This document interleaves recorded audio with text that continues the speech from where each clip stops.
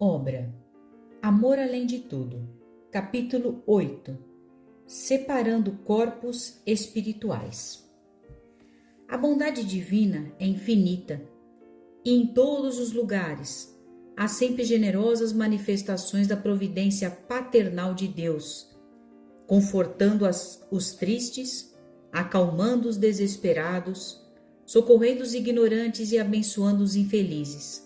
André Luiz, pela psicografia de Chico Xavier, Missionários da Luz, capítulo 7. No dia seguinte, bem cedo, segui direto para o subsolo do Hospital Esperança. Não era meu dia de plantão, mas fui chamado às pressas devido a um caso grave. Eu já acompanhava há algum tempo o paciente que recebia os atendimentos. Cheguei ao posto 9, onde Manuel Roberto estava fazendo suas anotações e indaguei. Bom dia, muito serviço por aqui? Como sempre, doutor Inácio. O senhor já está sabendo do Igor? Sim, me ligaram e vim às pressas para vê-lo. Até que enfim conseguiram capturá-lo. Homem duro esse. Teve negociação ou veio naquelas condições de revolta? Não houve nenhuma negociação, porque ele não aceita mudanças. Tudo aconteceu da pior forma possível. Ele foi levado à cela 15, completamente fora de si. Depois, Dona Modesta irá contar tudo ao senhor. Há quem fique admirado ao saber que existem celas no Hospital Esperança, mas não é para tanto. Fazendo uma comparação puramente didática, as áreas do subsolo desse hospital são um verdadeiro inferno em um pedaço do céu. Até respirar lá é mais difícil. Rumei em direção à cela e quase não acreditei que estava frente a frente com aquele paciente para quem sempre desejei fazer algo em favor de sua recuperação.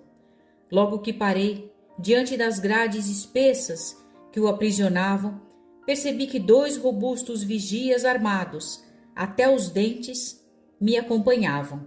Ao me ver, Igor se levantou com um gingado de malandro e disse ironizando: Ora, ora, que nobre visita de caridade, assim pela manhã. O doutor espírita dos loucos. Bom dia, Igor. Bom dia na cadeia? Que amor é esse de vocês? Quem tinha de estar aqui era Estela, e não eu. Concorda, doutor Inácio? Ou será que veio para me libertar? Não posso discordar de você, mas ela está na matéria e não virá tão cedo para cá. Deus tem outros caminhos para ela. Deus ou vocês, que se acham deuses? Igor, não filosofe. Ela não virá e pronto. Como não, doutor? Parte dela já está aqui, presa em minha própria alma. Ela me pertence por direito e por dívida. Vamos resolver isso brevemente, assim que chegar o momento. É mesmo? E como pretendem fazer isso?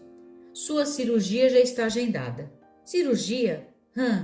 E se eu não deixar? Igor, abra os olhos. Suas alternativas se esgotaram. Foram meses de negociação e você traiu todas as nossas ações de bem. Pare de resistir, porque aqui dentro do hospital a coisa é bem diferente. Seus aliados te deixaram na mão e pronto. Se a vida te dá direitos, é para o bem e não para o mal. Sua vingança chegou ao fim para o bem de todos, principalmente para o seu próprio futuro. Está me ameaçando, doutor? Estou te alertando. Assim que lhe respondi, pedi aos vigias que abrissem a cela. Nesse momento, tive de presenciar mais uma das muitas cenas fortes que somos obrigados a ver quando queremos trabalhar no bem e na construção de dias melhores para a terra. Ao abrir a porta, um dos vigias segurou Igor pelos braços, imobilizando-o, enquanto o outro colocou em seu nariz um pano embebido em substância anestesiante. Igor apagou em segundos. Foi colocado na maca e levado para a sala de cirurgia da câmara holográfica. Todas as salas de cirurgia estavam preparadas para incisões delicadas nos corpos mais sutis, tais como o corpo mental inferior. Essas salas, de avançada tecnologia, estão instaladas no andar superior do hospital e nelas são executados complexos projetos de nanotecnologia e implantes perispirituais. É um templo de sabedoria milenar que tem sua base de conhecimento prático alicerçada nas sagradas conquistas do povo egípcio.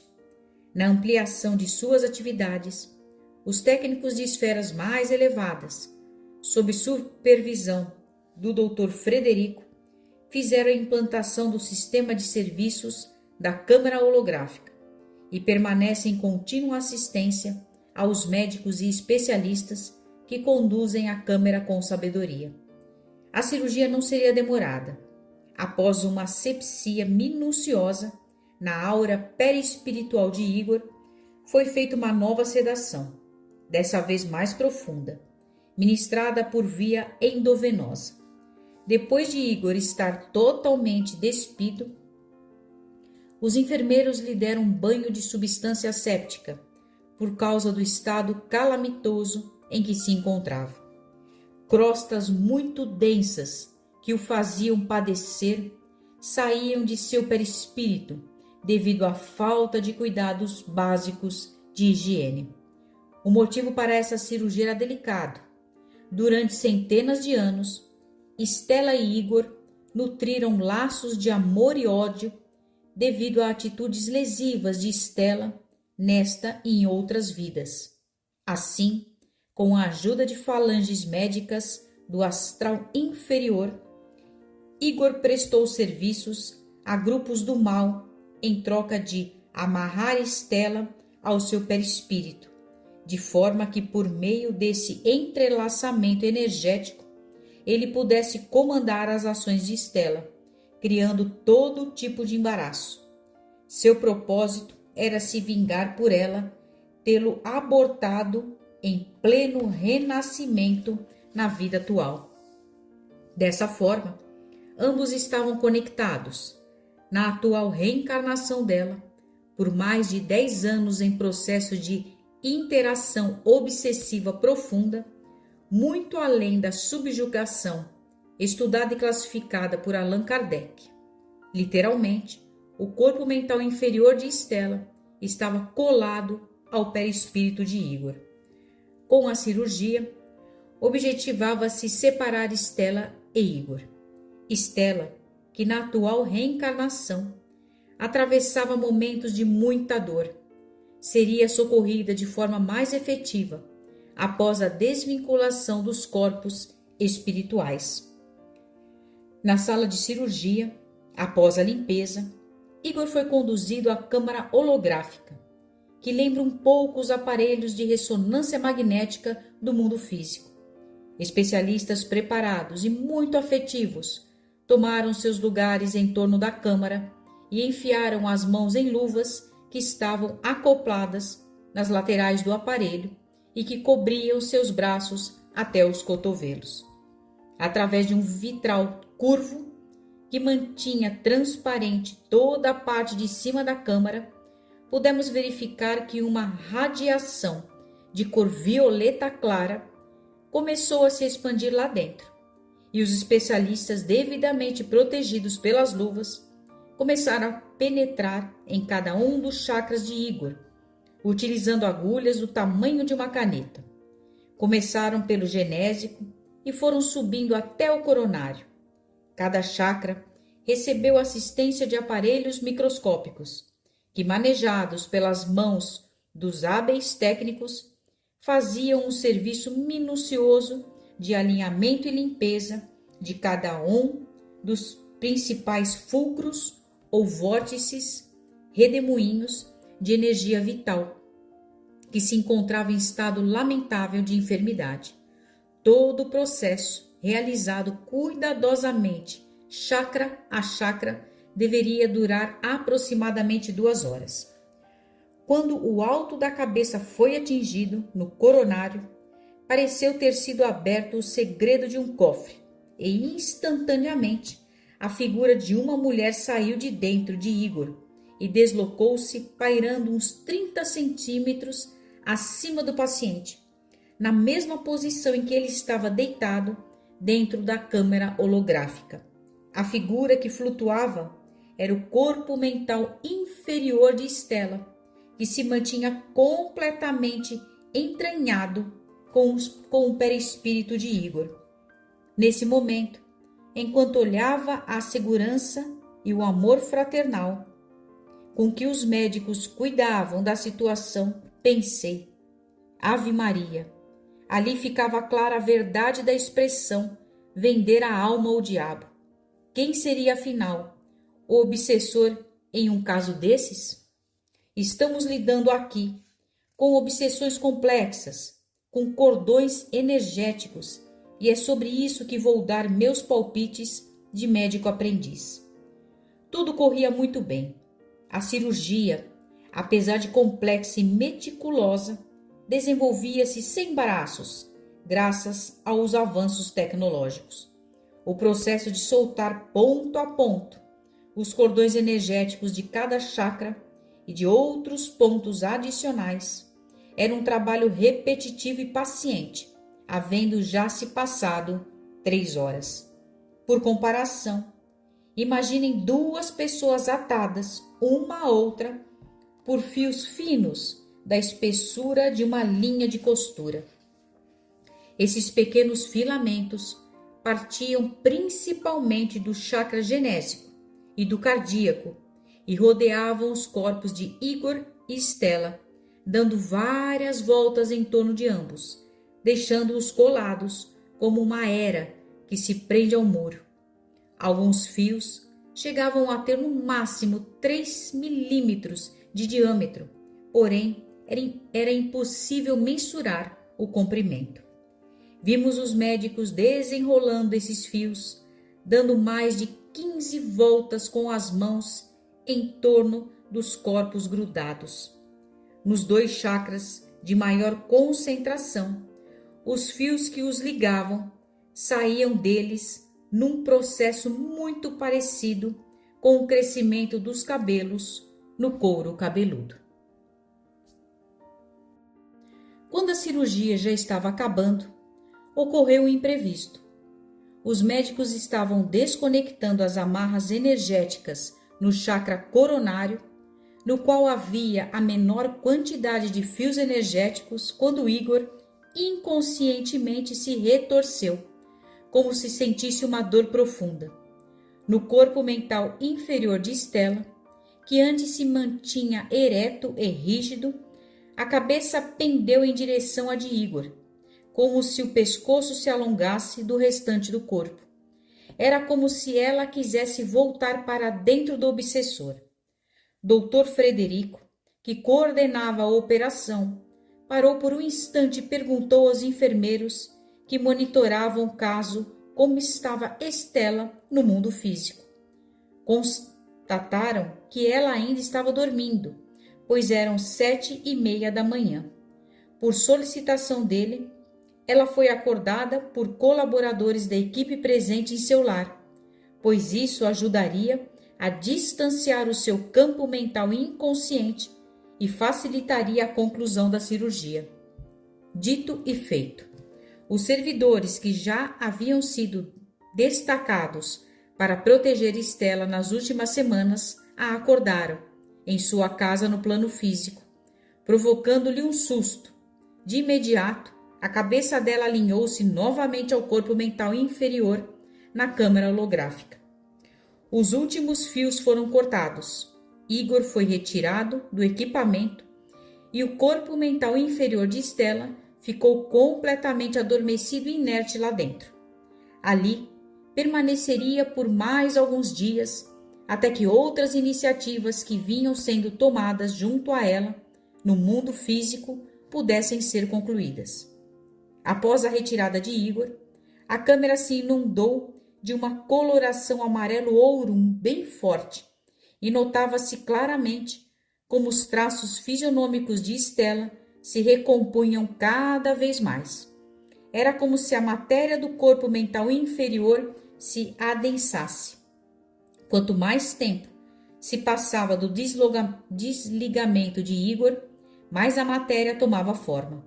A princípio, parecia apenas uma cópia tênue da fisionomia de Stella. No entanto, minutos depois da cirurgia, ela tomava contornos mais nítidos, embora ainda com um nível de densidade menor que a do plano espiritual onde me encontrava. Pouco a pouco, na medida em que o adensamento acontecia, aquele corpo de Stella descia dentro da câmara holográfica até repousar no acolchoado, ocupando o mesmo espaço antes ocupado por Igor. Igor foi colocado em uma maca e levado à enfermaria especializada em pós-operatórios, que ficava no mesmo andar da câmara holográfica. Entretanto, ainda podíamos perceber que havia um fio mais grosso que misturava a coloração violeta com o amarelo ouro, conectando o coronário de Igor ao corpo mental inferior de Stella. Esse fio estava nítido a flutuar bem na frente de todos nós. À medida que a maca se afastava pelo corredor, aquele cordão foi ficando mais tênue até desaparecer de nossos olhos. Diante de minha veia de cientista curioso, abordei o Dr. Frederico com uma pergunta. E esse último laço, quando será cortado? Não será, respondeu direto e sem rodeios, do jeito que eu gosto. Posso saber a razão? Insisti no assunto. Doutor Inácio, esse é o cordão energético raiz, aquele que foi gestado pelos elos de amor entre Stella e Igor ao longo de centenas de anos. É obra de Deus que une as criaturas que se imantaram pelo sentimento divino do amor no universo. E o que prende Stella a ele? Não, meu caro colega, ao contrário, esse cordão é o altar que assinala as almas que exerceram a oração da amorosidade. Irradia-se pelo cosmo como uma aliança de libertação e honra diante da consciência. O que os prendiam eram aqueles fios que saíam dos chakras. Como o senhor pôde acompanhar, estão desatados parcialmente. É a parte tóxica dos chamados cordões energéticos, pequenos apêndices que brotam como resultados do amor que tomou a direção do ódio e da mágoa e que os prendiam um ao outro. Por eles, as emoções inferiores tinham caminho livre. Enroscavam-se no cordão raiz, parasitando e perturbando a natureza das emoções nobres que um dia criou um elo sublime entre os dois. Façamos uma comparação com a bomba sanguínea chamada coração. Pequenos filamentos, conhecidos como vasos capilares e artérias, trabalham para fazer o sangue chegar até onde o corpo necessita. Porém, é o grande músculo pulsante que mantém a vida em contínua ação. O cordão energético é o coração do processo de vínculos espirituais entre os seres humanos. Os pequenos filamentos que surgem nele são sementeiras do descuido e da invigilância que se formam como hospedeiros indesejáveis ao equilíbrio do sistema energético da criatura. São parasitas que agem como braços longos do egoísmo e do instinto predatório, arquivado nas profundezas do inconsciente. Não será exagero comparar o papel desses filamentos a um entupimento na artéria do coração. Assim como o órgão requer uma ponte de safena para permitir o fluxo sanguíneo natural, igualmente o corte desses pequenos capilares etéricos libera os corpos sutis para funcionarem em harmonia. Os cordões energéticos de amor e luminosidade podem ser agredidos por esses apêndices enfermiços que se transformam em canais por onde transitam a matéria mental do rancor, da aversão, da disputa, da inveja, da mágoa, do ódio e de todo um conjunto de emoções tóxicas e prejudiciais. pertinentes aos conflitos de relacionamento entre pessoas que um dia nutriram algum nível de troca afetiva. A afetividade, quando envolta em laços de respeito e carinho, bondade e compreensão, forma um entrelaçamento de luz que alimenta e revigora as pessoas que se amam. Esse entrelaçamento de alma para alma intensifica-se e se corporifica energeticamente na medida em que a convivência ganha intensos e profundos contornos de afetividade legítima. Só se odeia quem teve antes uma construção de amor. Só tem laços destrutivos quem um dia se uniu por meio de trocas ricas de afeto sincero e gratificante. Ficou compreensível, Dr. Inácio? Muito claro, Dr. Frederico. Suas informações são um estímulo ao meu conhecimento. Sinta-se sempre à vontade para participar de nossos serviços, independente de estar ou não acompanhando algum caso em particular. Farei isso, meu caro. Após despedir-me do médico atencioso, regressei aos afazeres diários nas enfermarias do Hospital Esperança. O caso de Igor e Estela ainda exigiria muita atenção e devotamento de toda a nossa equipe de assistência. O dia passou rapidamente e, embora o trabalho consumisse minha atenção, não saía de minha mente a cirurgia daquele dia. Meus pensamentos fervilhavam a respeito da amplitude dos vínculos entre Igor e Estela. Ver de perto o resultado infeliz dos elos de rancor entre os dois dava muito que pensar sobre nossas construções mentais. Era a colheita de uma semeadura de desamor. Minhas percepções se dilatavam através da avançada tecnologia das câmeras holográficas. Mesmo já tendo ouvido claras referências aos serviços especializados em corpos espirituais sutis, nunca havia me interessado tanto pelo tema. Minha mente dava voltas e mais voltas em reflexões a respeito da relação entre doenças mentais, cordões energéticos e obsessões. Assim, passei aquele dia consumido por inúmeras reflexões. Ao chegar o momento do descanso noturno, fiz algumas pesquisas sobre o tema. Entre os livros consultados, utilizei a obra básica de Allan Kardec e fiz anotações sobre a bicorporiedade. Das várias páginas esclarecedoras sobre o tema, destaquei: será indispensável o sono do corpo para que o espírito apareça noutros lugares? A alma pode dividir-se quando se sinta atraída para lugar diferente daquele onde se acha seu corpo. Pode acontecer que o corpo não se ache adormecido, se bem seja isto muito raro, mas em todo caso não se encontrará num estado perfeitamente normal.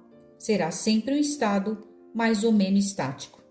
Nota: a alma não se divide, no sentido literal do termo. Irradia-se para diversos lados e pode, assim, manifestar-se em muitos pontos, sem se haver fracionado. Dá-se o que se dá com a luz, que pode refletir-se simultaneamente em muitos espelhos. Logo em seguida, abri ocasionalmente Missionários da Luz e lhe comovido o trecho no qual é destacado o amor de Deus em todos os recantos do universo.